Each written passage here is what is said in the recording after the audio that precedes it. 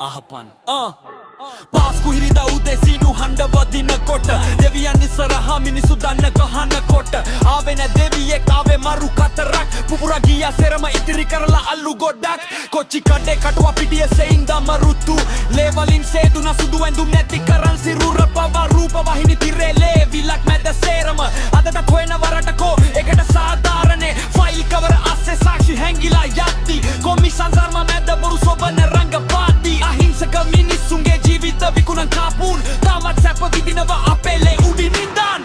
සුදු ඇඳුම් ලේවලින් හතුරුණු ඒ කළු ඉරිදා දේශපාලන සෙල්ලමකට මිනිස්සු බිලි වුණා කවුද ඒ මොලකරු කාගේද මේ මාස්ටර් ප්ලෑන්